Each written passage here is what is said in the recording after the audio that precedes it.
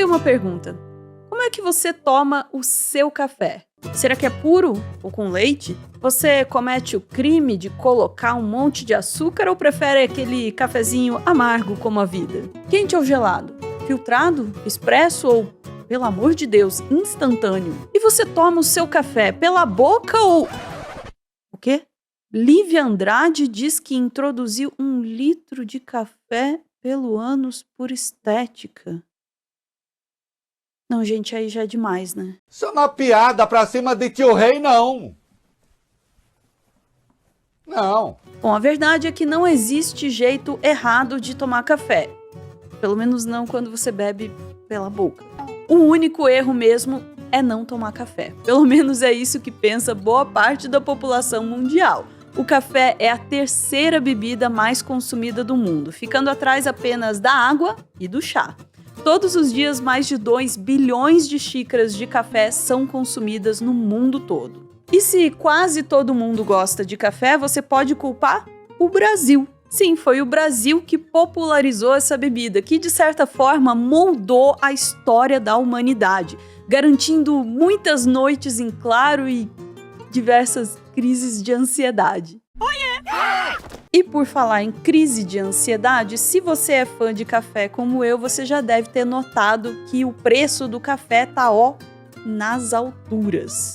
O café tá tão, mas tão caro que a galera já tá tomando suco com Deus Pai, porque café pra visita já não tem mais não, viu? Tá, mas afinal, por que é que o café tá tão caro, hein? Embora alguns influencers de direita com ligações curiosas com o agronegócio insistam em dizer que a culpa é do governo, dos impostos e do preço dos combustíveis, a realidade pode ser bem mais complexa. E para entender por que o café tá tão caro, a gente precisa olhar para o passado para entender como o Brasil mudou a história do café e como o café mudou a história do mundo. E essa é a história que a gente vai contar hoje na TV Cringe. Tá frio já? Hoje tem café? Tem? Tem. Você quer uva? Não, tem café. Café? Mas você não pode tomar café.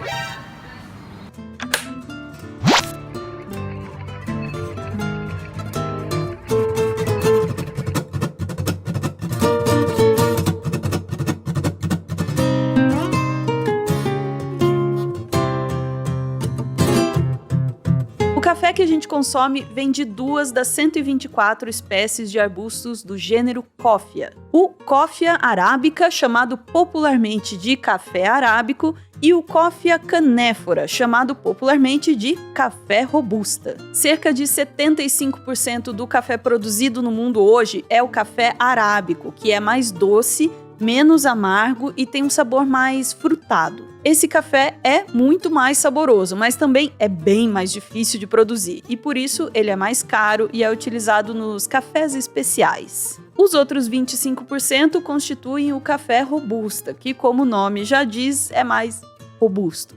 Ele é mais amargo e tem um sabor mais amadeirado. Ele é mais fácil e barato de produzir e é usado principalmente para fazer aqueles cafés instantâneos. Já aqueles cafés tradicionais e extra fortes que a gente encontra no mercado geralmente são uma mistura de café arábica e café robusta. E aqueles cafés especiais e mais caros, gourmets, costumam estampar, obviamente, que são 100% arábica. Uma curiosidade interessante é que o café arábico é um híbrido natural, ou seja, ele surgiu quando 2 espécies diferentes de café resolveram fazer sexo. Pode um negócio desse? É que no caso das plantas com flores, isso é basicamente trocar pólen. Quando você cheira uma flor, desavisadamente você está colocando o seu nariz no pênis de uma planta! Não pode falar esse termo, a gente recebeu! Essa festinha botânica aconteceu faz uns 700 mil anos nas florestas da Etiópia. Os 2 safadinhos envolvidos na criação do café arábica foram o café robusta e o Coffea eugenioides, uma plantinha discreta, mas que deixou um legado importante. Em 2011, cientistas brasileiros descobriram que o café arábico é mais doce que o robusta justamente por causa do seu eugenioides, que passou para o arábico genes mais eficientes na produção de açúcares. Tá, mas e o preço absurdo do café, hein? Calma. a gente vai falar sobre o preço absurdo do café. Mas antes, a gente vai voltar um pouquinho no tempo e entender como essa bebida estimulante aí surgiu e como ela mudou a história do mundo moderno. Senta que lá vem a história. Não existe uma história oficial sobre as origens do consumo de café. A gente só sabe que começou na Etiópia. A lenda mais famosa diz que no século IX, um pastor chamado Caldi percebeu que as suas cabras ficavam mais elétricas depois de mastigar umas frutinhas vermelhas. Intrigado, o Caldi levou essa frutinha para um monge e disse algo assim. Coloquei na minha língua, fiquei chapado até com essa porcaria, tão forte que é. O monge então foi lá e fez o que todo mundo faria. Preparou uma espécie de chá com as frutinhas e descobriu o poder estimulante da planta. Quero me drogar.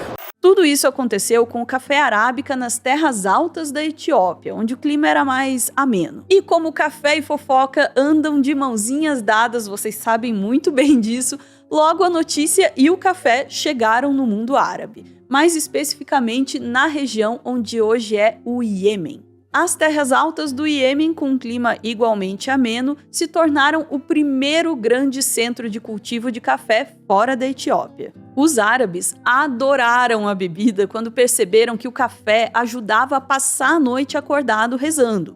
Mas logo o café passou a ser chamado de vinho árabe, pois como a religião islâmica não permite o consumo de álcool, os muçulmanos passaram a tomar café para se reunir e jogar a conversa fora. O café chegou à Europa por volta do século XVI, provavelmente por rotas comerciais de Veneza. Só que os clérigos da Igreja Católica, obviamente, consideravam o café uma bebida do diabo, já que ela teria sido difundida entre os muçulmanos para amaldiçoar o mundo.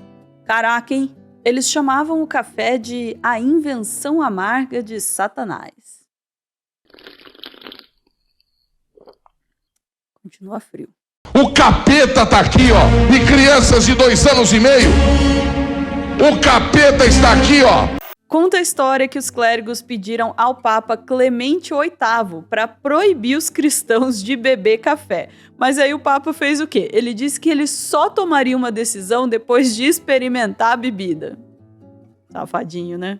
E ao provar o café, ele teria exclamado: essa bebida de Satanás é tão deliciosa que seria um pecado deixar que os infiéis fizessem uso exclusivo dela. E foi assim que, com a bênção do Papa, a invenção amarga de Satanás se espalhou rapidamente pela Europa e conquistou as realezas e o alto escalão europeu. O problema para os europeus é que os árabes tratavam o café como um verdadeiro segredo de Estado. Para impedir o cultivo em outras regiões do mundo, as sementes só poderiam ser enviadas para outros países depois de passarem por um processo de fervura em água quente ou aquecimento, para garantir que elas não germinassem. Por causa disso, já naquela época, o café se tornou um produto extremamente caro. Mas o monopólio dos árabes sobre o cultivo de café não duraria muito. Sabe como é que é o pensamento dos europeus, né? Tudo que é meu e tudo que é seu é meu também. Os holandeses foram os primeiros europeus que conseguiram roubar sementes viáveis dos árabes, estabelecendo plantações nas suas colônias no Sri Lanka, Índia, Indonésia, Suriname e nas Guianas. As primeiras sementes e mudas de café que chegaram no Brasil vieram da Guiana Francesa em 1727. Mas na época, tanto a Holanda quanto a França, que disputavam parte desse território, tinham punições pesadíssimas para quem tentasse exportar sementes ou mudas de café. Sim, os caras praticamente roubaram as sementes de café dos árabes e depois ficaram lá se fazendo de moralistas. Pô, gente, não é legal ficar aí roubando café dos outros, não. É indignação aí que eu deixo aí pra gente... Tá certa a indignação. Tem que se indignar mesmo. Para complicar ainda mais, o Brasil era colônia dos portugueses, que por sua vez não tinham lá uma relação muito amigável com os holandeses, que aliás já tinham tentado tomar alguns territórios brasileiros dos portugueses várias vezes. Tá, mas então como é que o café holandês que estava na Guiana acabou indo parar nas terras inimigas, hein? Eu sugiro você pegar mais um cafezinho porque a fofoca é boa. A senhora gosta de fofoca? Não, não gosto de fofoca, não. que fofoca. O caso de amor entre o Brasil e o café começou com um romance proibido. Mas antes de contar essa história, vamos chamar o nosso comitê para bater um papo e tomar um cafezinho.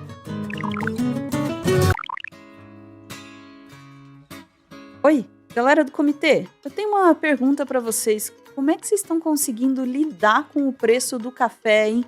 Vocês estão consumindo normalmente ou tiveram que reduzir o consumo? Eu tô aqui tomando café frio porque não dá para desperdiçar não, viu? Tá horrível.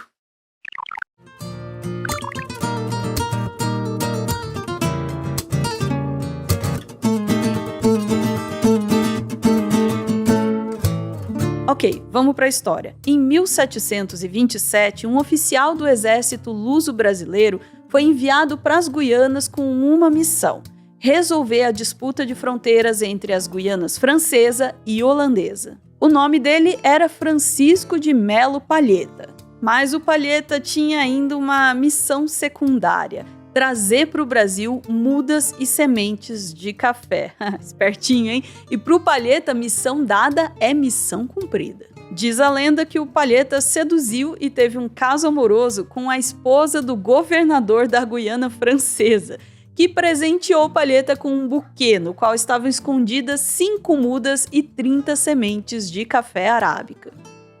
Ao retornar para o Brasil, Palheta deixou o exército e iniciou uma plantação de café às margens do rio Ubituba, perto do Pará.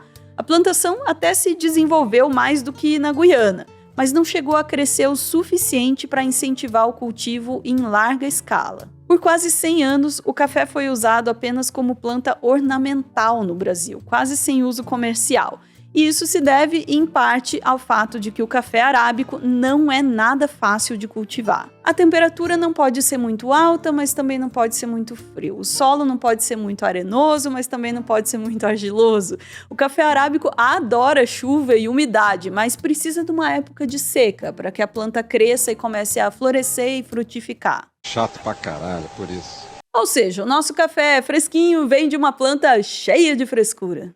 Durante esse período, o Brasil alternava entre destruir a natureza para plantar cana, algodão e tabaco e destruir a natureza para minerar ouro. Legal, né? Mas lá pelo final do século XVIII já não tinha mais ouro nas minas e o solo estava aí sem nutrientes. O fim do ciclo do ouro no Brasil coincidiu com a chegada do café ao Vale do Paraíba, entre os estados de Rio de Janeiro e São Paulo. E finalmente o café arábico, aquele que é cheio de frescura, encontrou as condições perfeitas para crescer e se desenvolver. Nem muito quente, nem muito frio, com bastante chuva, mas com período de seca, um solo rico em nutrientes e com a quantidade certinha de água. Esse café é tipo cachinhos dourados das plantas. Ou fresco. Muito chato! É nesse ponto que o café começou a mudar a história do Brasil e o Brasil começou a mudar a história do café. O Brasil contou com uma boa dose de sorte. Com a independência dos Estados Unidos, os americanos pararam de comprar produtos da Inglaterra, uma das principais produtoras de café na época, e passaram a comprar o café do Brasil. Enquanto isso, na Europa, a demanda por café crescia a passos largos. É quase como se tivesse todo mundo viciado, né? O café passou a ser combustível para as ideias que moldaram o mundo moderno, como o Iluminismo e a Revolução Industrial. Filósofos, cientistas, economistas, escritores, poetas e artistas se reuniam nas cafeterias para discutir e trocar ideia. E aí, todo mundo quis tomar café, né? Além disso, com a abolição da escravatura e a Revolução Industrial, as indústrias estavam precisando de trabalhadores motivados a suar a camisa e dar tudo pela empresa. Mas, obviamente, em vez de oferecer aí condições dignas de trabalho, bom salário, plano de saúde, as empresas ofereciam café para os funcionários. Tá achando absurdo? Convenhamos que muita empresa hoje em dia não é muito diferente das carvoarias britânicas do século XIX, não. Essa aqui, ó, coloca café e água à vontade como um dos benefícios aos funcionários. Isso aí tá no Vagas Arrombadas, né? Só pode estar. Voltando ao ponto, o Brasil logo se tornou o principal produtor mundial de café. Em 1835, 40% da produção mundial do café vinha do Vale do Paraíba. O café foi tão importante que a bandeira do Brasil Império, a primeira bandeira oficial do Brasil após a sua independência, tem um ramo de café. Aliás, a outra planta na bandeira é um tabaco. O Brasil Império era aquele cara que diz que não é viciado em cigarro e que só fuma quando bebe café. E o problema é que ele é viciado em café. Vai um cafezinho aí, ô filha da p... Tá tudo muito bom, tudo muito bem, só que o boom econômico que o café trouxe ao Brasil beneficiou poucos e prejudicou muitos. É que o Brasil se destacou na produção mundial não só por ter as condições ambientais perfeitas para o cultivo de café, mas também porque conseguia produzir café a um custo extremamente baixo. Isso ajudou a popularizar a bebida até mesmo entre as camadas mais pobres da sociedade ocidental. Só que o café era muito barato por aqui por um motivo nada nobre. A produção dependia do trabalho escravizado. Foi por causa do café que o Brasil demorou tanto tempo para abolir a escravidão, sendo o último país da América Latina a fazer isso. Porque é aquela história, né? A economia não pode parar. Se abolir a escravidão, o capital vai se retrair e o espírito empreendedor vai desaparecer. É o que dizia esse trecho do Jornal Diário do Brasil. Com o tempo, as plantações exauriram o solo do Vale do Paraíba e transformaram a região numa das mais pobres do sudeste brasileiro. Mas os cafeicultores logo encontraram áreas ainda mais propícias para atender às frescuras do café arábico, especialmente no sul de Minas, no interior de São Paulo e no norte do Paraná. Além disso, o café teve um papel fundamental na concentração de riqueza no Brasil. Toda a fortuna gerada pelo setor ficava nas mãos de poucas famílias da elite agrária, que chegavam até a receber um título oficial da monarquia: os barões do café. Ao contrário dos barões da pisadinha, que fazem o brasileiro sofrer com música, os barões do café fizeram o país sofrer de verdade, sugando os recursos do Estado. Porque sempre que uma crise afetava a exportação do café, eles recorriam ao Estado malvadão, que chegou a comprar e até queimar toneladas de grãos para evitar a queda nos preços. Desde então, o Brasil se firmou como o maior produtor mundial de café. Chegou a perder o primeiro lugar para a Colômbia em 1980, mas logo tomou a liderança disparada novamente. Desde o ano 2000, o segundo lugar geral tem ficado com o Vietnã, que é líder na produção de café robusta, aquele usado para fazer café solúvel. Dessa história toda, a gente pode tirar 3 lições que ajudam a explicar por que é que o café está tão caro hoje. Primeiro, o café, especialmente o arábica, é cheio de frescura, nada fácil de cultivar em larga escala. Segundo, desde que foi descoberto na Etiópia, o café ganhou status quase divino por onde passou. E esse fenômeno continua até hoje, especialmente na Ásia, com o crescimento do consumo na China. E terceiro, a história do café no Brasil se confunde com a própria história do país, enriquecendo poucos e explorando muitos. Essa parte da história você confere no próximo bloco, mas antes eu vou tomar mais um cafezinho e ouvir o que tem a dizer o nosso comitê. Você não quer de café? Traz o café pro pessoal.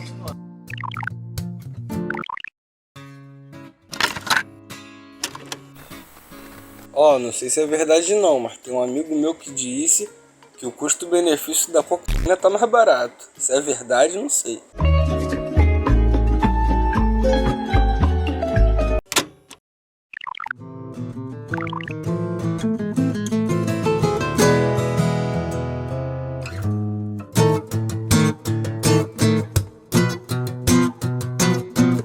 Entre janeiro de 2024 e janeiro de 2025, o preço do café mais que dobrou, com uma alta de 124%. Um pacote de 500 gramas, que no início do ano passado custava cerca de R$14, hoje está custando perto dos 30. Enquanto isso, para variar um pouco, políticos e influenciadores da oposição tentam de todas as formas associar essa alta ao governo Lula. Durante a cerimônia de abertura dos trabalhos no Congresso, deputados bolsonaristas causaram tumulto aos gritos de "nem picanha, nem café". Nem picanha, nem café! Nem picanha, nem café! nem picanha, nem café. Sim, a alta do dólar e dos combustíveis impacta não só o preço do café, mas o preço de vários outros alimentos. Agora, se a culpa é do Lula, do Haddad, do histérico mercado financeiro ou apenas mais um sintoma do iminente colapso do capitalismo tardio, bom, isso já é assunto para um outro vídeo. Talvez um vídeo do João Carvalho. O capitalismo falhou, falha e falhará em cada uma das sociedades aonde ele colocar os seus tentáculos que se baseiam na expropriação e na exploração do homem pelo homem. Acontece que o dólar e os combustíveis já tinham subido antes e o café não tinha chegado a valores tão altos. Então, como é que a gente explica esse aumento absurdo, hein? A resposta está numa tempestade de eventos climáticos e sociais. Primeiro, vamos falar da China. O país que inventou o chá parece ter descoberto o café na última década. O consumo de café pelos chineses mais do que duplicou nos últimos 10 anos. No ano passado, a China se tornou o país com o maior número de cafeterias de marca, ultrapassando os Estados Unidos, país de origem da Starbucks. Se bem que aquilo não é café, né? É um feito incrível, porque deve ter mais Starbucks nos Estados Unidos do que farmácia no Brasil. Segundo especialistas, esse aumento do consumo de café na China é reflexo da influência ocidental no país, especialmente sobre os millennials, que hoje são 1/4 da população chinesa. Assim como os árabes do século XII e os europeus do século XVIII, os chineses parecem estar criando um novo estilo de vida e uma nova cultura em torno do café. O problema é que nem o Brasil e nem o Vietnã, os dois maiores produtores de café, estão dando conta de atender esse aumento de demanda. O motivo é uma realidade que também é quente e amarga: as mudanças climáticas. Então, lembra que o café, especialmente o arábica, é cheio de frescura e precisa de condições bem específicas de temperatura e umidade para conseguir produzir. Essas condições estão sendo perturbadas pelas mudanças climáticas, especialmente por meio dos chamados eventos climáticos extremos, que acontece quando faz muito calor ou muito frio, ou quando chove demais ou muito pouco. Por exemplo, em 2021, Minas Gerais sofreu com uma das piores geadas da história, que arruinou milhares de hectares de plantações de café. As plantações de café costumam levar 2 anos para se recuperar de um estrago desses. Era esperado que as coisas voltassem ao normal em 2023. Só que as coisas só pioraram. Já estava bom.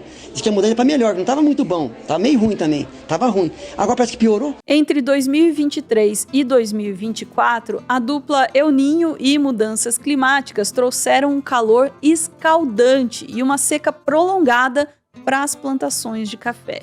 A Colômbia, segunda maior produtora de café arábica, sofreu com os mesmos problemas. Já no Vietnã, maior produtor de café robusta, as plantações sofreram com todos os tipos de problemas possíveis.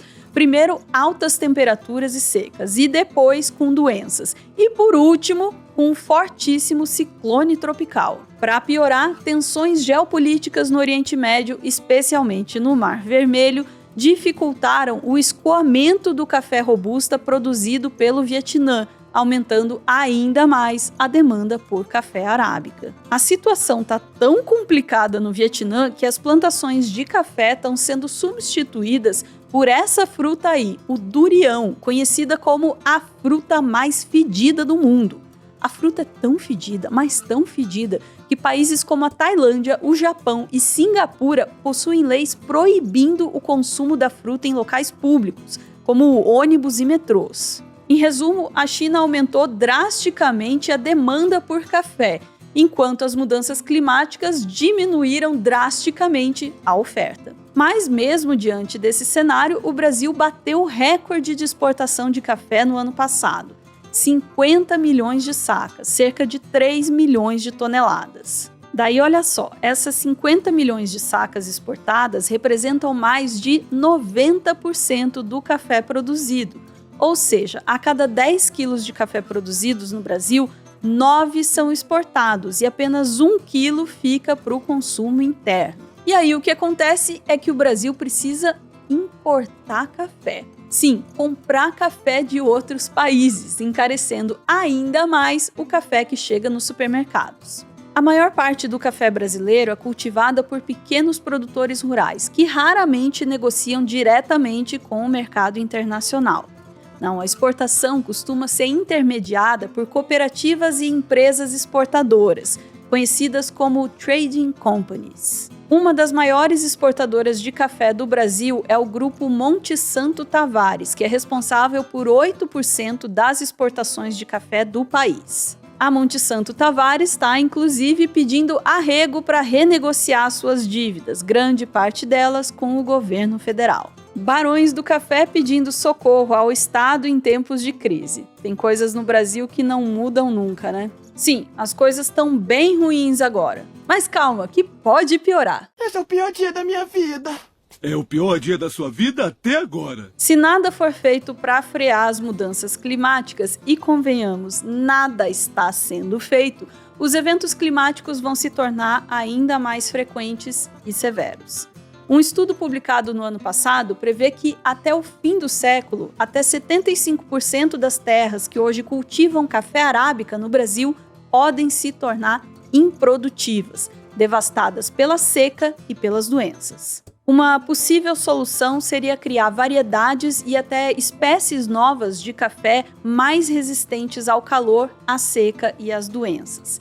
Só que essa missão ela é super desafiadora. O café arábica já lembra, um híbrido natural, com um DNA instável, o que dificulta a criação de transgênicos mais resistentes. A situação pode se tornar ainda mais complicada. Isso porque os genes que poderiam conferir maior resistência ao calor e à seca estão em algumas das 122 espécies de café selvagem, mas 60% dessas espécies estão ameaçadas de extinção devido ao desmatamento e às mudanças climáticas. Uma alternativa promissora são as agroflorestas, onde o café poderia ser cultivado ao lado de outras árvores nativas, cujas sombras ajudariam a amenizar os efeitos do calor e da seca.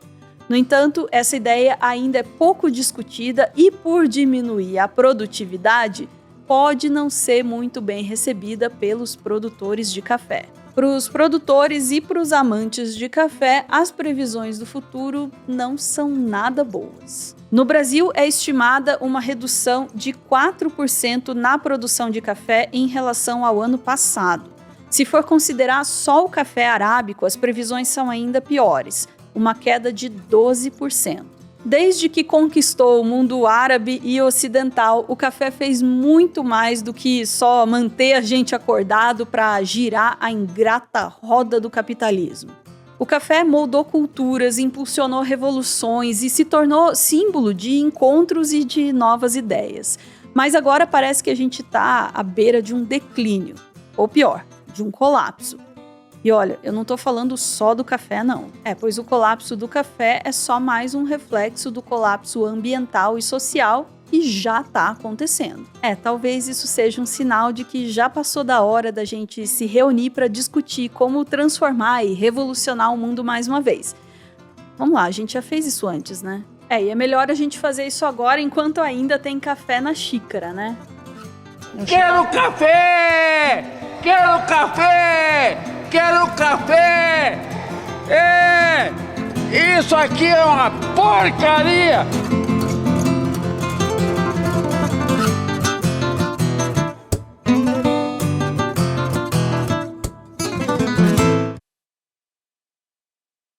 Horrível, frio.